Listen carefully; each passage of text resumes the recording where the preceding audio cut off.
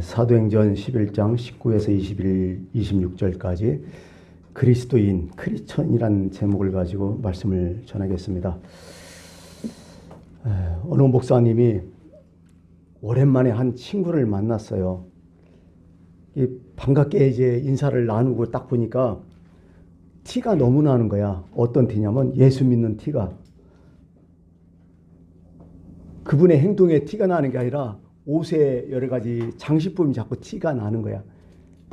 커다란 십자가 배지를 하고 뭔가 기독교인이라는 그런 표식을 하고 있던 거죠. 그래서 그게 너무 좀 이상하고 눈에 띄어갖고 목사님이 농담적으로 그런 얘기를 좀 했어요. 내가 며칠 전에 책을 읽었는데 그 책에서 이렇게 얘기하던구만. 가슴에 큰 십자가를 달든지 아니면 어떤 예수 믿는 티가 큰 사람은 사기성이 높다고 이렇게 얘기했더니 그 친구가 가만히 있다가 슬금슬금 그 배지를 빼더니 모든 걸 얼렁 호주문대 집어넣더래요. 이 표현이 이게 자기가 예수 믿는다는 것을 나타내는 이 표현이 옳으냐 그르냐 이 문제가 아니고, 그런 얘기 했을 때 얼른 예수 안 믿는 것처럼 행동을 했다는 게 또 그게 문제인 것 같아요. 내가 봐도 당당하게 예수 믿는 티 내도 되죠. 누가 뭐래요? 그런데 티하고 그렇게 예수 믿는 티하고 삶하고 전혀 괴리 현상이 일어날 때는 이게 가장 큰 문제가 아니겠습니까? 지금도 어떤 그런 신앙의 마음의 자세, 이런 것이 문제가 아닐까 이런 생각을 했어요. 로마서 1장 16절에 아주 잘 알면 내가 복음을 부끄러워하지 않으니 내가 복음을 부끄러워하지 않는다 이런 얘기를 했거든요. 뭔가 그 배경이 있을 거 아니에요. 로마서 1장에 처음 나왔기 때문에 인사할 때 첫 마디가 나 복음 부끄러워하지 절대로 하지 않는다. 그건 뭐예요? 그 당시에 복음이 부끄러울 수가 있었다는 얘기죠. 로마에 있는 사람들에게 예수라는 이름, 이 복음, 예수의 죽음과 부활이라는 이 이야기가 그들에게는, 그들이 듣기에는 부끄러운 얘기, 이상한 얘기, 그렇게 생각을 하고 있었던 거죠. 지금 여러분은 어떻습니까? 복음이 부끄럽습니까? 예수가 부끄럽습니까? 요즘은 예수 믿는 게 좀 부끄러워요. 왜? 욕을 많이 얻어먹잖아요. 뭔가 예수 믿는 사람들이 사기성이 있잖아요. 요즘은 또 직분 갖고 사기치는 사람이 그렇게 많아요. 내가 보니까. 교회에 오는 사람 중에서도 자기가 집사라는 동, 자기가 장로라는 사람에서 구걸하는 사람들이 있어. 황당해. 이런 것들이죠. 이런 걸 들 때 하나의 목회자로서 신앙인으로서 참 창피해요. 좀 그런 얘기 좀 하지 않았으면. 그냥 돈 달라고 하지 뭘 어렵다고. 그걸 가지고 또 이용해 먹고. 아니 이것뿐만 아니라 그것뿐만 아니라 인간관계라든지 어떤 사업관계도 꼭 이거 기독교인 티내 갖고 어떻게 하는 사람들이 있어요.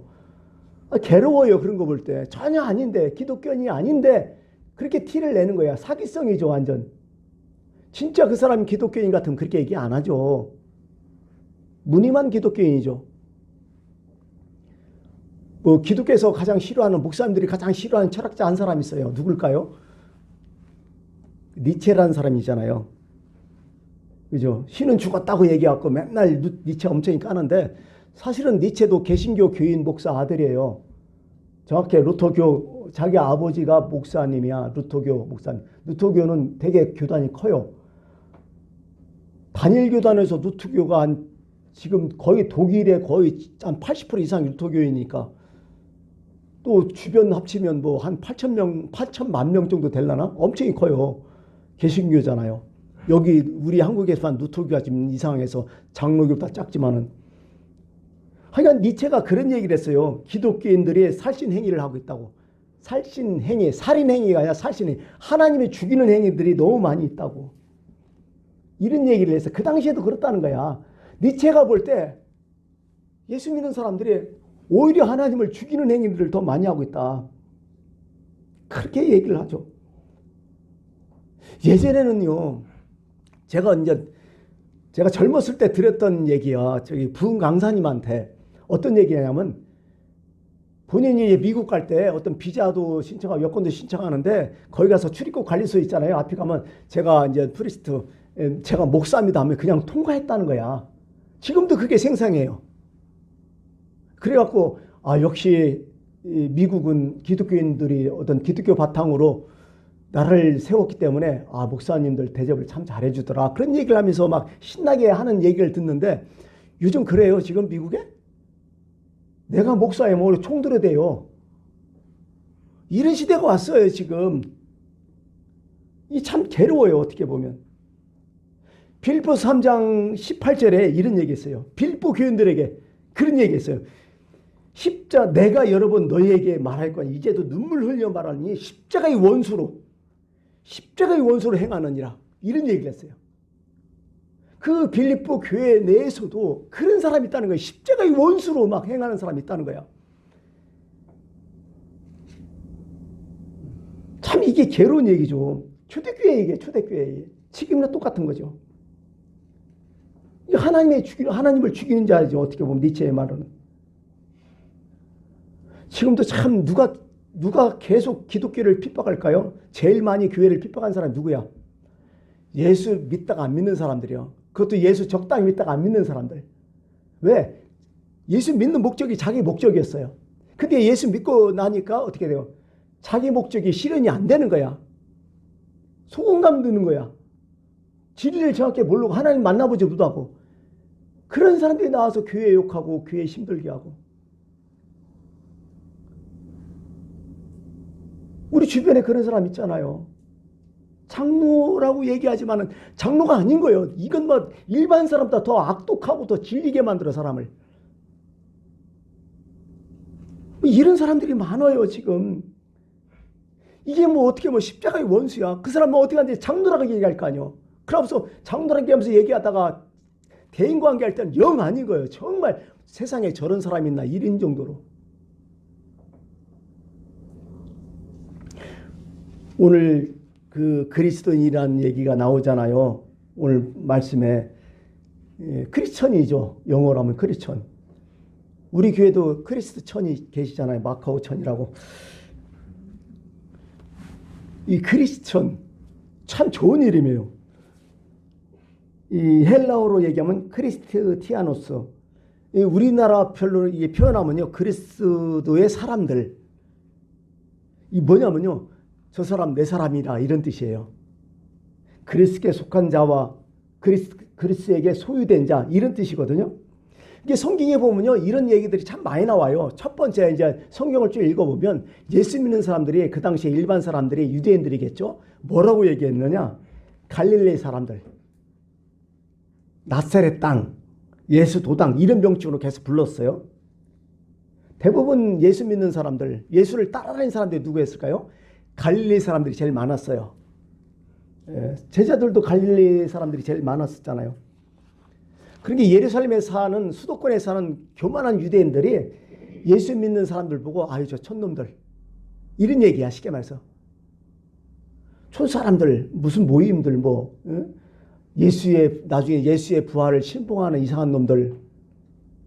그게 바로 예수 도당 뭐 이런 얘기들이죠. 나중에 이제 나사렛 땅이라고도 얘기하잖아요. 나사렛 땅. 왜냐하면 나사렛 예수 이름이 참 나와요. 사도행전 행전에 보면 성전 미문에 앉은 안진뱅에게 나사렛 예수 이름으로 거론했더니 나사렛 예수 이름 아니면 사내들인 그 앞에서 이제 제자들이 자기를 변명할 때 나사렛 예수의 이름으로 막 선포하고 막 그래 버리잖아요. 왜 나사렛이 붙었을까요? 그 당시에 유대인들의 어떤 문화예요. 그 당시에 예수라는 이름이 예수님 혼자였을까요? 아니에요. 많았었어요. 근데 어디 예수인지 잘 모르니까 이제 그 당시에 사람들이 예수님을 구별해서 나사렛 예수라고 얘기했던 거야. 나사렛 예수. 그래서 그분은 나사렛 예수구나 이런 얘기죠. 구약에도 여러분 읽을 때 히브리어로 예수를 읽을 때는 여호수아 또 호세아 똑같은 이름이에요. 이게 예수라는 이름이에요. 헬라어로 따지면 뭐 이렇게 나왔으니까요. 이게 그 당시에 예수를 믿는 사람들이 불렀던 이름이 참 많고 그 외에도 좀 시간이 거슬러 올라오면서 예수의 제자들이라든지 뭐 형제들 나중에는 이제 성도들 뭐 그런 얘기를 이게 했던 거죠. 왜냐하면 처음에 예수 믿는 사람들이 어떻게 유대인들이 인식됐냐면 그 유대교의 한 분파로 생각했었어요. 하나의 어떤 모임으로 생각했어요. 근데 한참 지나고 나니까 유대인들이 볼 때는 전혀 이질적이에요. 이 사람들은 전혀 생뚱한 얘기를 하는 거야. 그러니까 저놈들은 유대교도 아니다 하면서 이단으로 생각해서 그래서 핍박이 시작한 거야. 이게 기독교인들에게요. 오늘 말씀 보니까요. 기독교의 이름이 어디서부터 시작했어요? 예루살렘이에요? 아니면 이방 땅인 안디옥이에요? 안디옥이잖아요. 이방 지역에서부터 기독교인이라는 이름이 시작됐다는 거죠. 예루살렘에서 기독교가 시작하잖아요. 마가 다락방에서요. 성령이 임하니까 엄청나게 변화가 일어나잖아요. 그러고서 막 사람들이 막 교회로 막 몰려오잖아요. 요즘 교회 같지는 않을 거예요, 아마요. 하루에 막 3,000명씩, 5,000명씩 막 엄청나게 세력이 불어가죠. 거기서 막 방언이 일어나요. 막 기적이 일어나요. 그들 모여서 사람들이 막 뜨겁게 하면서 서로 간에 자기 물건도 서로 통용하고 서로 간에 막 균형을 맞추고 서로 간에 사랑하고 막 이런 문제가 일어나요. 사도들을 통해서 엄청나게 막 큰 이적과 역사가 막 일어나요. 대단했죠. 이때 생긴 이름일까요? 아니죠. 이때 생기지 않았어요. 이렇게 세력이 거대게 되니까 세력이 있으니까 어떻게 돼요? 이스라엘 정부, 로마 정부가 가만히 있겠어요? 반란이 일어날 것 같은데. 하나의 힘이 있는데. 그래서 박해가 일어나는 거야, 결국. 성경에 이렇게 나오잖아요. 7장에. 그때의 스데반의 일로 일어난 환란으로 말미암아 그때부터 팡팡 터져버린 거야. 만난 사람 다 죽이는 거지. 그러니까 다 도망쳐야 되잖아요. 그때부터는 이상하게 된 거예요. 예수 믿는 것이 이제 어떻게 된 거예요? 핍박과 더불어서 시작하는 거예요. 예수 믿으면 다 좋을 줄 알았어. 예수 믿으면 다 천국인 줄 알았어. 금방 하나님 나라 가는 줄 알았어. 근데 웬걸 세상에서는 핍박이 계속 이어지는 거죠. 살려고 다들 도망가요. 유대 지역으로 도망가요. 그것도 안 되니까 사마리 지역으로 가요. 그것도 안 되니까 아예 이방 지역으로 도망가요. 그것도 안 되니까 저 멀리 다들 도망가요. 근데 재미난 것은 희한하게 그들이 가는 곳마다 또 복음을 전했다는 거죠. 결론적으로 얘기한다면요. 기독교인은 뭐냐? 영광의 날, 잘 나가던 시대의 그 시절, 그 순간에 이름이 붙여진 게 아니라 도망가서 핍박받으면서 고생하면서 거기서 신앙의 절개를 지켰을 때 그때 기독교인이 나왔다는 거야. 그때 그리스도인이라는 거야, 그게. 이게요, 그리스도인은 처음부터 좋은 뜻으로 사용된 이름이 아니었어요. 야, 저 사람 대단하다 이렇게 붙여진 이름이 아니었어요. 조롱조, 모욕조로 나왔어요. 모욕조 처음부터. 그들에게 모욕을 주고자. 안 믿는 사람들, 제3자 입장에서는 예수 믿는 자들이 이상한 거예요. 그렇게 핍박받고 도망쳐 나오면 그냥 조용히 찌그러져서 살아야지. 왜 또 그걸 전하는 거예요, 도대체? 무슨 예수의 부활이 있다고 정신 나간 소리를 하고. 이렇게 비춰지니까 저놈들 완전 정신 나간 놈들 아니야? 사실은 욕을 얻어먹으면서 붙여진 이름이 그리스도인이에요. 그래서 로마서 1장 16절 아까 내가 복음을 부끄러워하지 않으냐 이게 써버린 거죠. 로마 시대 때는 더 했을 거 아니에요. 로마인들에게 보내는 편지니까 로마 교회에 보내는 편지니까 로마가 그 당시에 세계 제패했었고 유대인들은 속국이었었고 유대 사람이면 참 그렇잖아요. 식민지인들이잖아요. 그것도 참 자랑스러운데 못 되는데 거기다가 유대인 본토인 예루살렘도 아니고 갈릴리 사람들 저 멀리 참 구석에 떨어진 이방 땅에 사는 사람들 유대인이지만 이방 지역에 사는 아무것도 아닌 사람들 그 당시에 갈릴리 사람들이 좋은 호평이 아니었어요. 보세요. 예수님께서 예루살렘에 입성하시잖아. 나귀 타고 딱. 그렇게 유대인 진짜를 묻자. 저 사람 누구냐? 그랬더니 저 사람 갈릴리 사람이라고. 완전 무시하는 소리요. 그냥 무시하는 소리요. 아이고 그냥 그저 그런 놈끼리 뭐 그냥 떠들썩하네. 이런 정도야. 이 정도요.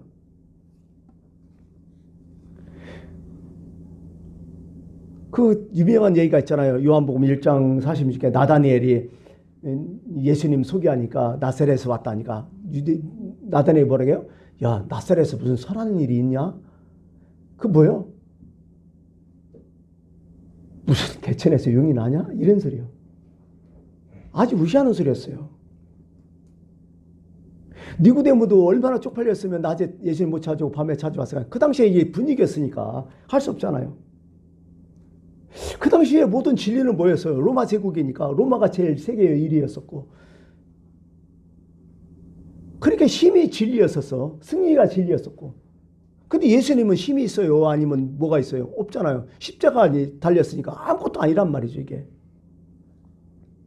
참 이런 상태이죠. 유대인들에게는 예수라는 이름이 뭐예요? 신명기에 이렇게 나오잖아요. 나무 위에 달린 자마다 하나님께 저주를 받았습니다. 예수의 이름은 저주받은 자예요, 유대인들에게는. 그러니 이 예수 믿는 사람들, 이 그리스도인이라는 이름이 결코 좋은 이름이 아니에요, 그 당시에는. 그런데 십자가의 의미를 아는 사람들은 달랐죠. 이것을 영광스럽게 생각했던 거죠. 이게 신앙이라고요. 세상 사람들이 다 뭐 예수 믿는 사람 어떻게 해도 끝까지 그 예수, 그걸 끝까지 잡고 가는 사람, 이게 진짜 기독교인이라고요. 그렇게 핍박받으면서 그렇게 곤란을 당하면서 어디 가든지 나는 예수의 종이라고 떳떳하게 얘기했잖아요. 난 이것만 자랑하겠다고. 베드로와 요한이 그냥 복음 전하다가 핍박받잖아요. 그래서 감옥에 가잖아요.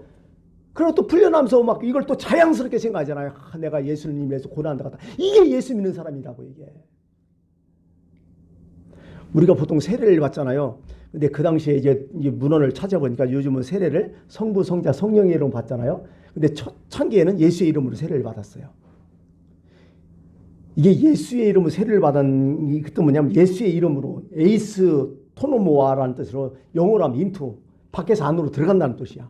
이 세례를 받음으로 어떤 일이 일어나냐? 예수의 사람들이 됐다는 거야.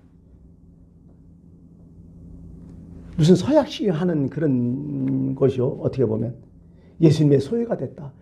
그 당시에 세례를 받았다는 것은 예수에게 속한 사람들, 예수님의 속으로 그 사람들의 도당, 그 사람들의 모임 속으로 이렇게 들어왔던 거죠.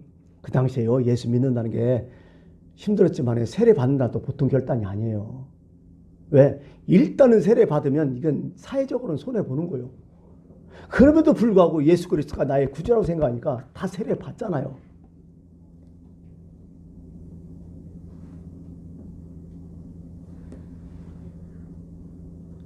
바울, 여러분 알죠? 오늘 나왔는 바울인데 바울의 첫 번째 이름이 뭐였었어요? 사울이잖아요. 사울이라는 뜻은 뭐냐면 희망이라는 뜻이에요. 또 이제 바울도 베냐민 지파녀예요. 사울도. 그러니까 이스라엘 초대 왕이 누구죠?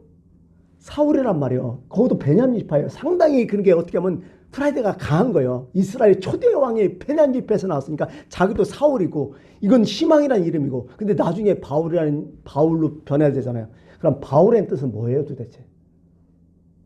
바울의 뜻은요, 작은 자란 뜻이야. 조그마한 사람, 별별 없는 사람이라는 뜻이야. 사람들이 이렇게 별명을 붙여준 거예요, 어떻게 보면. 사울이, 근데 우리는 어떻게 보면 사울이 바울 됐다니까, 야, 엄청난 이름을 가졌다가죠. 실제적으로는 뭐예요? 오히려 사울이라는 이름이 더 좋아요, 내용은. 그런데 사울은 바울을 더 자기 스스로 더 자랑스럽게 얘기했잖아요. 왜?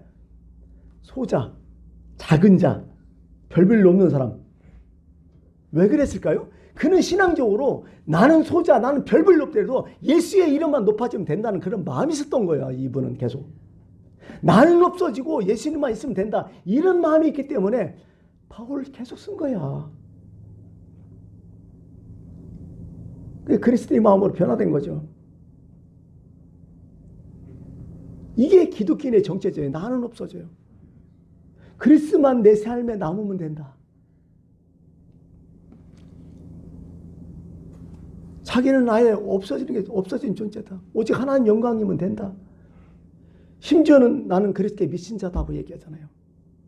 우리가 만일 미쳐서도 하나님을 위한 것이요 정신이 온전해도 너희를 위한 것이다 하면서 미쳤다고 나는. 그러면서 자신이 예수의 포로된 자, 예수님의 영에 끌려 사는 사람들, 이게 기독교인이라고요. 이게 그리스도인. 여러분, 오늘 안디옥에서 예수 믿는 사람 처음에 이제 그리스도인이 나왔다는데, 안디옥이 요즘 어디예요? 성경 이게 지도를 찾아보니까요, 터키의 남부 쪽이에요. 다메섹 한참 위죠. 예, 엄청 멀리 갔던 거야. 여기 말씀 보니까 처음에 유대인들에게만 주변에 전했는데, 이거 완전히 거기는 뭐예요? 안디옥에는 이방인들에게만 복음을 계속 전했던 거죠.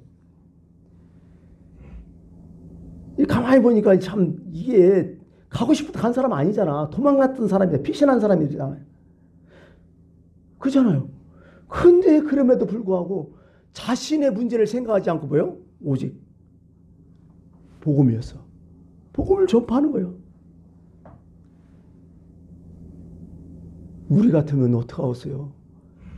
그렇게 사람 막 죽고 예수 믿으면 막 핍박하고 죽이고 막 난리 나고, 바울도 막 다메섹에 가서 사람 막 잡아 끌어다가 막 예루살렘 데려와 또 죽이고 막 그랬잖아요. 거기까지라도 안 가겠어요. 이제 나중에 오지. 근데 이들은 그거 무시하잖아. 무서워하지 않았잖아요. 그런 위험과 박해 신경 안 썼잖아요. 자기 할 일을 생각해. 왜? 나는 죽고 예수만 살았기 때문에 그래요. 이게 기독교인이라고요. 그러니까 오늘 기독교인은 누구냐?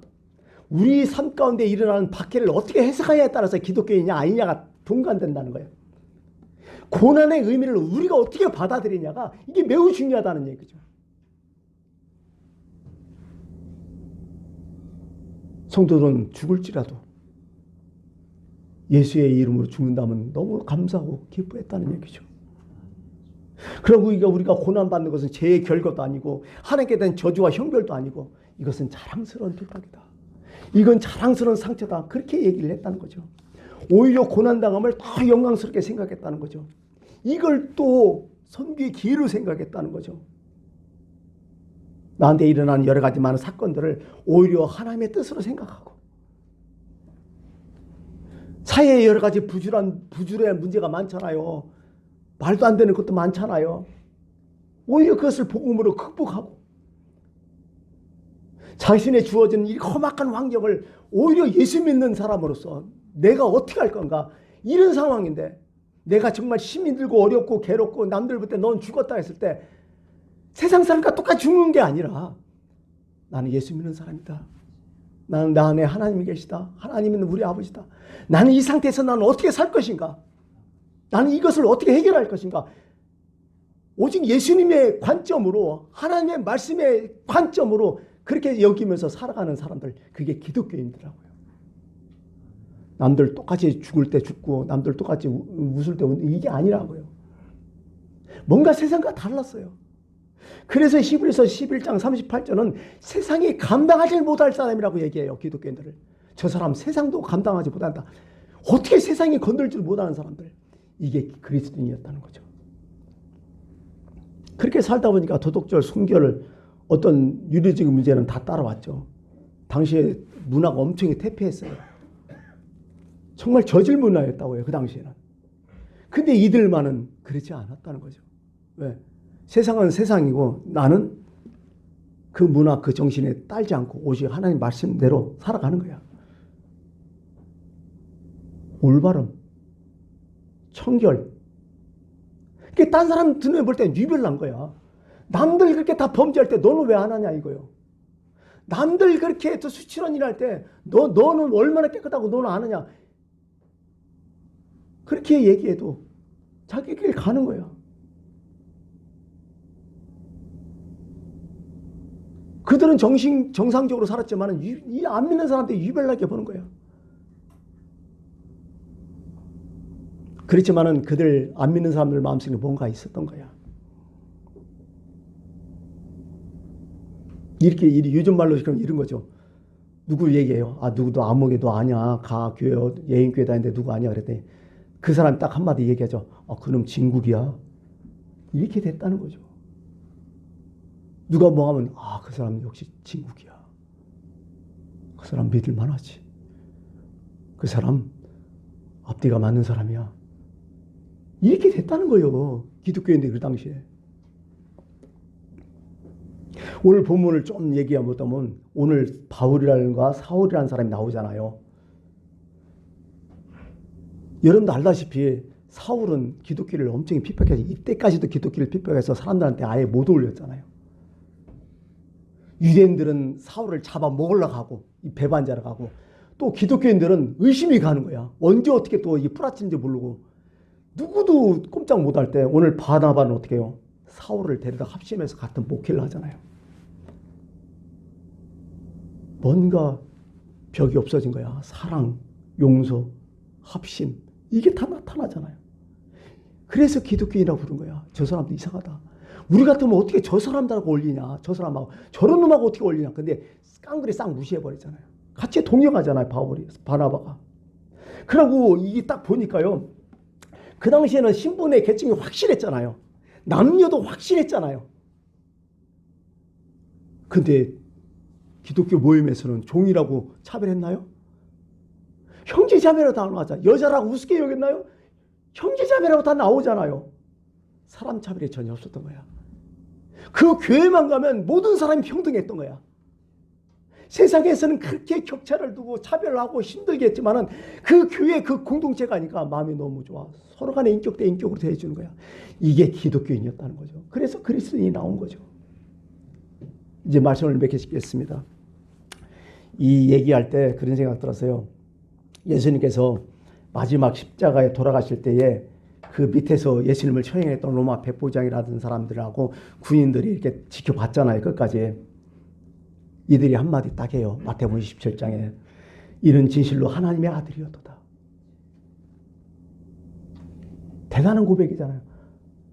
아, 하나님의 아들이었구나. 메시아였구나. 그들이 그거 보면서 고백을 하잖아요. 예수님 모습, 돌아가시는 모습 보면서. 이게 어떻게 또 이어지냐면요. 계시록에 보면 7교회가 나오잖아요. 7교회에서 서머나 교회가 나와요. 서머나 교회의 장로, 뭐 요즘은 지도자급이죠. 폴리갑이라는 분이 계시잖아요.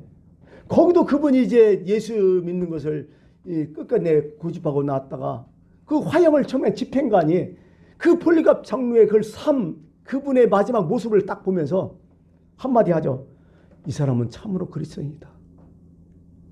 그 기록이 나와요. 이 폴리갑 장로는 참으로 기독교인이구나. 오늘 우리의 모습이 뭘까요? 누가 우리를 볼 때, 누가 우리를 판단할 때, 누가 우리를 평가할 때, 우리의 삶이 끝나갈 때, 오늘 이 시점에서 이 사람은 진짜 예수 믿는 사람이야.